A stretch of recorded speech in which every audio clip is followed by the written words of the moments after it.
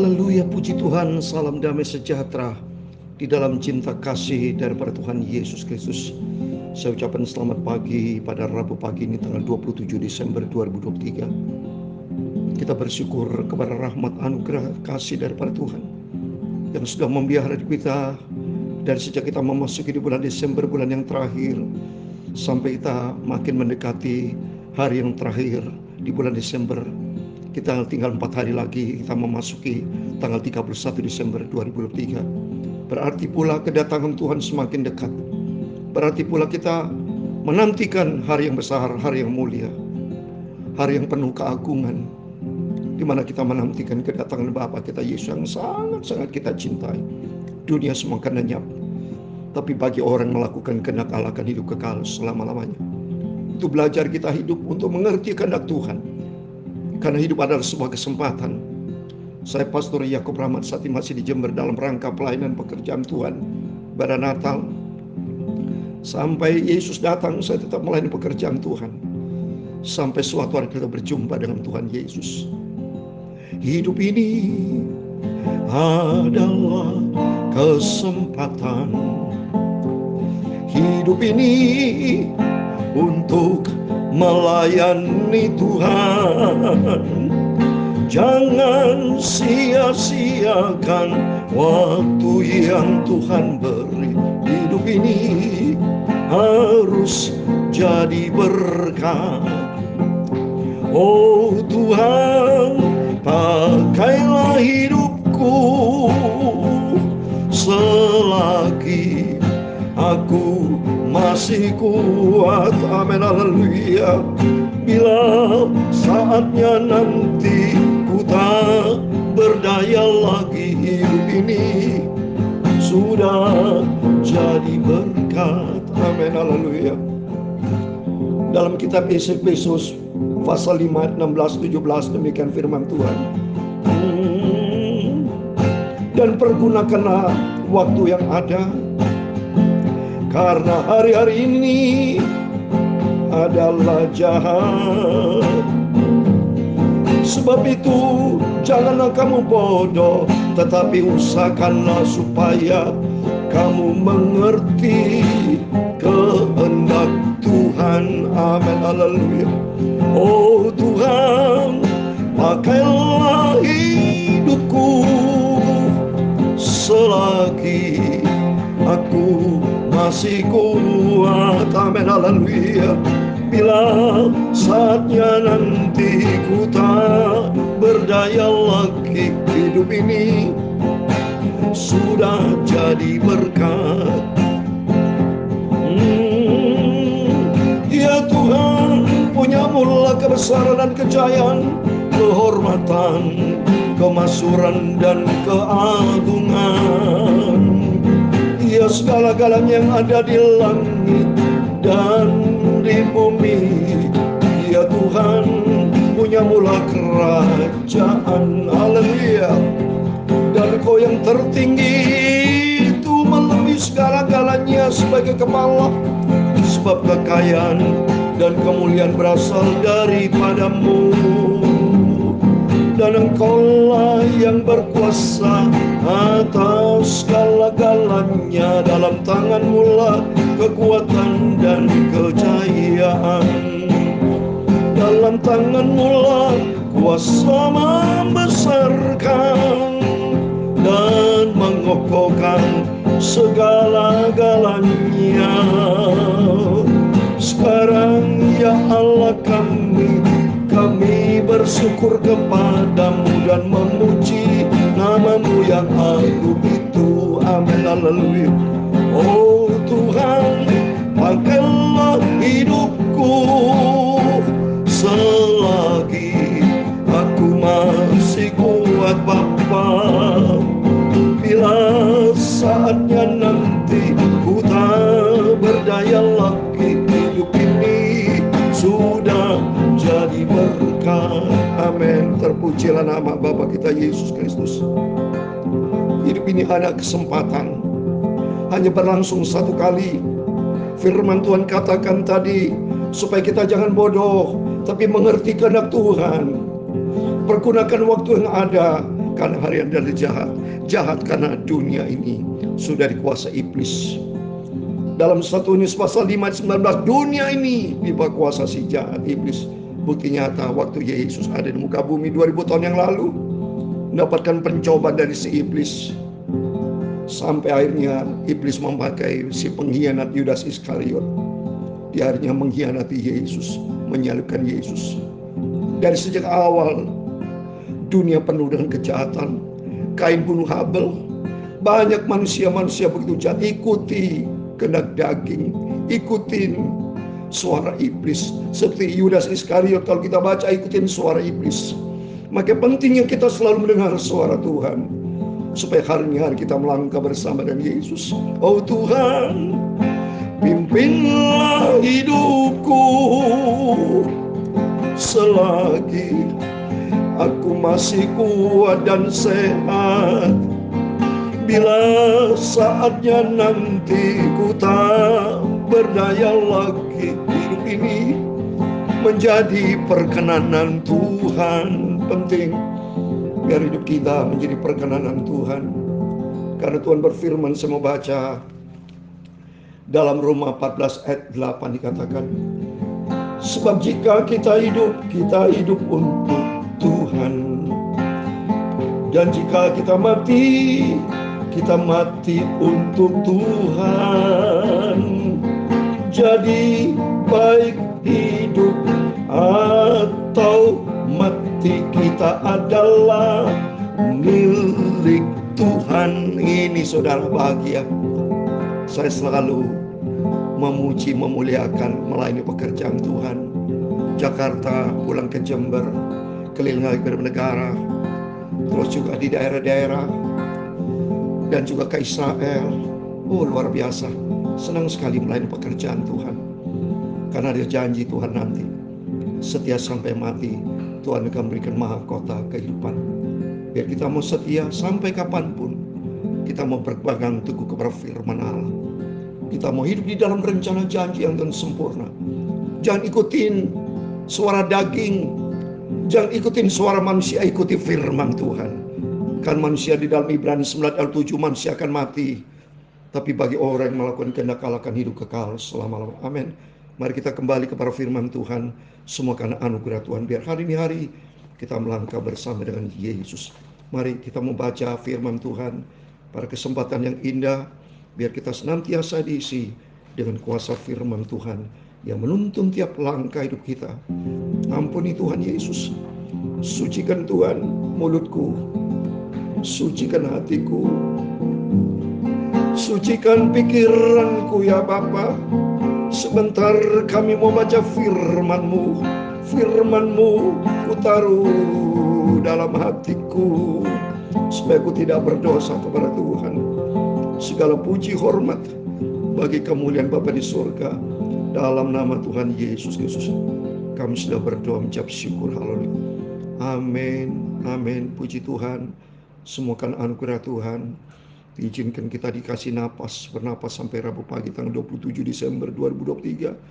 Berarti tinggal 4 hari lagi kita diizinkan Tuhan untuk menutup tahun 2023 dan memasuki tahun baru 1 Januari dalam nama Bapa, Putra, dan Roh Kudus Tuhan Yesus Kristus. Dan kita mempersembahkan hidup yang berkenan kepada Tuhan, supaya jangan main dengan dosa lagi, tapi kita hidup bagi Kristus untuk kemuliaan Tuhan. Amin. Saya mau baca firman Tuhan Kejadian 35 ayat 16 sampai 29. Kisah Benyamin lahir, Rahel mati. Kisah yang kedua, anak-anak di Yakub Israel ada 12. Setelah itu yang terakhir, Ishak akhirnya dipanggil Tuhan mati. Mari kita baca sama-sama. Ada awal, ada akhir. Awal kita dilahirkan di muka bumi, di muka bumi ini. Tapi yang penting jalan waktu di proses hidup ini, itu menentukan sekali. Supaya jangan sampai kita lahir, di prosesnya kita hidup di dalam dosa.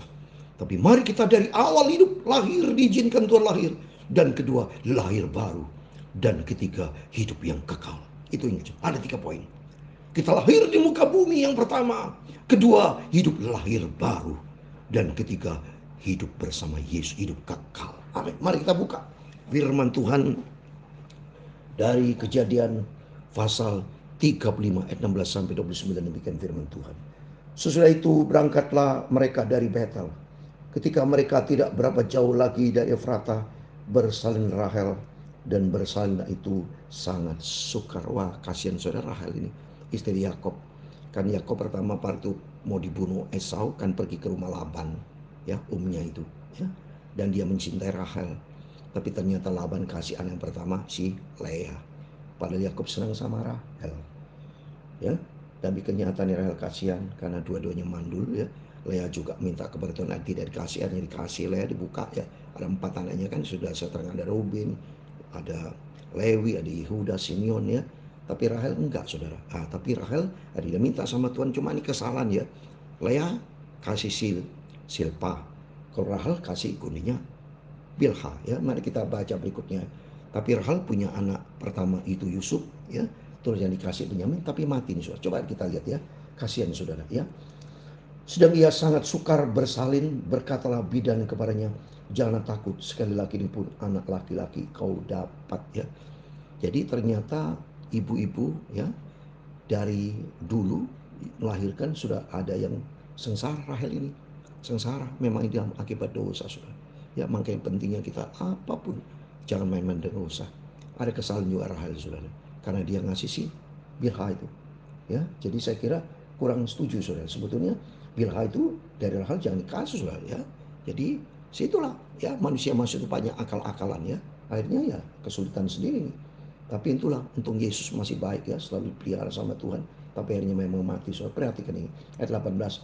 Dan ketika ia hendak mengembuskan nafas sebab ia mati, kemudian diberikannya nama Ben-Oni kepada anak itu. Tapi ayah namanya Benyamin. Nah, Rahel namanya menamaikan anaknya itu Ben-Oni, anak kesulitanku. Karena Rahel melahirkan Ben-Oni sakit. Maka artinya Ben-Oni dalam bahasa Ibrani anak kesulitanku atau putra kesedihanku. Jadi kasihan dia, saudara, sakit, ya.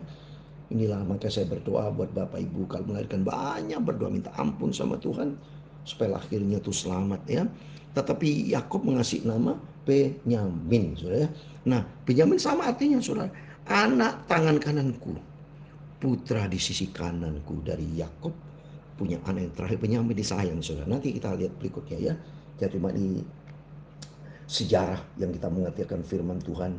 Ayat 19, demikian Rahel mati, lalu dikuburkan di jalan ke Efrata, Bethlehem, di mana 2000 tahun lalu Yesus juga lahir di Bethlehem Efrata, di mana Rahel dikuburkan mati, istri daripada Yakob, di Efrata, Bethlehem, ya. Ternyata tepatnya di sini, ya.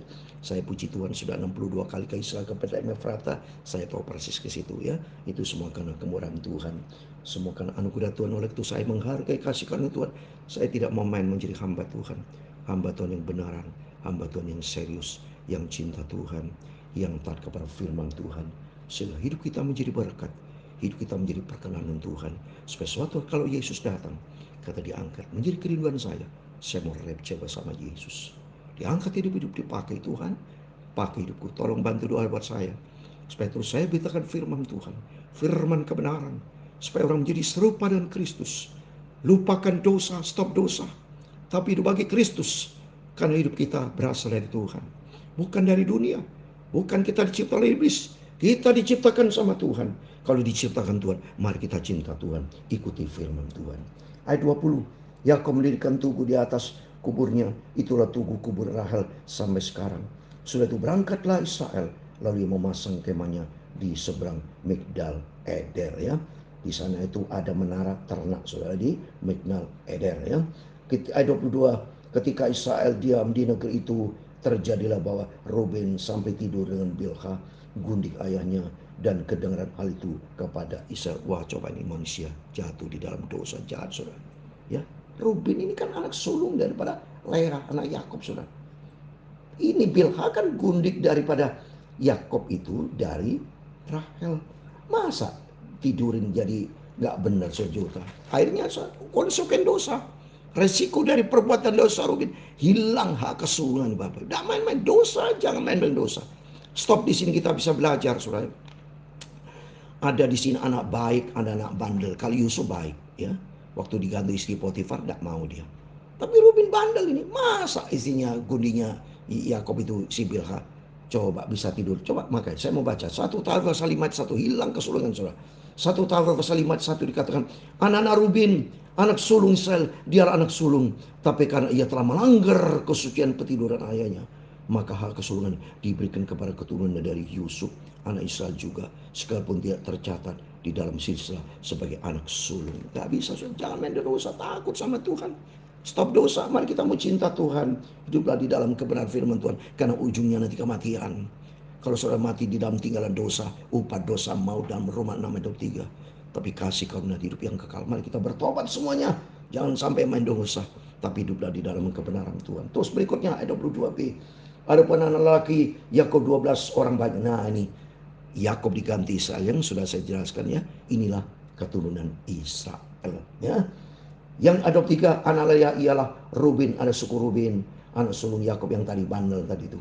Kemudian Simon, Lewi, Yehuda, Isakar, dan Sebulon.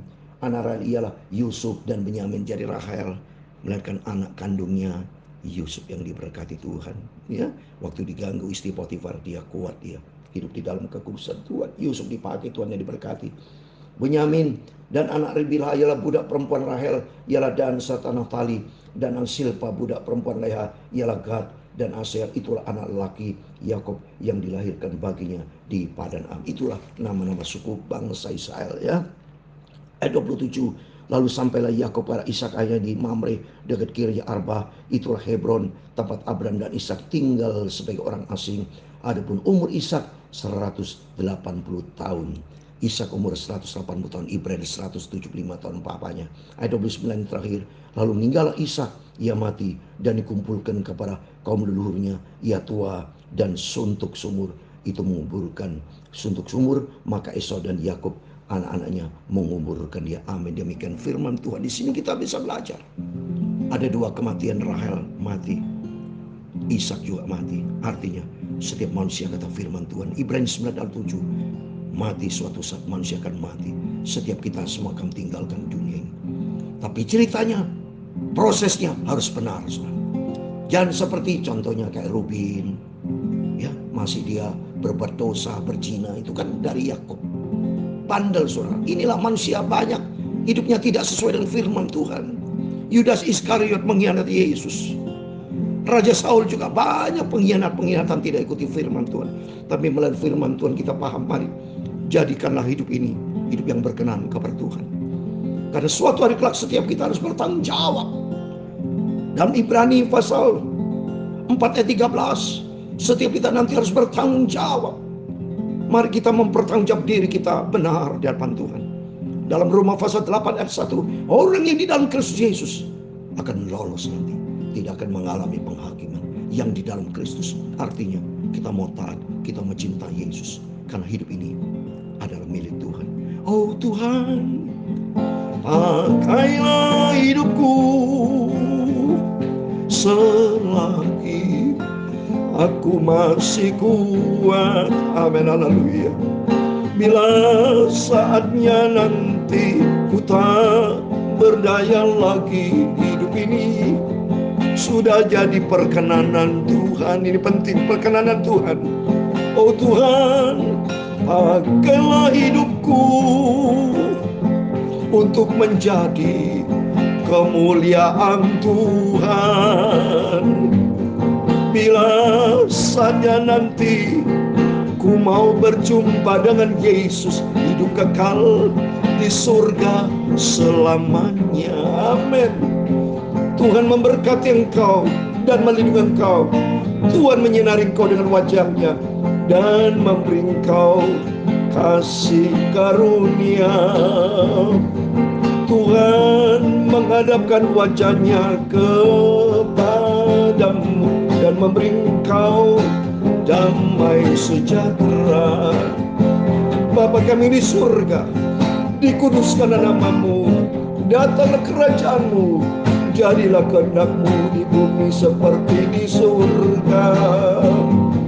Berikan kami pada hari ini makanan kami yang secukupnya, dan ampunilah kami akan kesalahan kami, seperti kami juga mengampuni orang bersalah kepada kami. Dan janganlah membawa kami ke dalam pencobaan, tetapi lepaskanlah kami daripada yang jahat. Karena Engkaulah yang mempunyai kerajaan dan kuasa, kemuliaan sampai selama-lamanya. Amin. Tuhan Yesus memberkati kita semua. Dalam nama Tuhan Yesus, berjaga dan berdoa. Hidup di dalam ketaatan kepada firman Tuhan. Hidup hanya satu kali. Jangan sia-siakan kesempatan. Tuhan memberkati kita semua. Amin. Immanuel.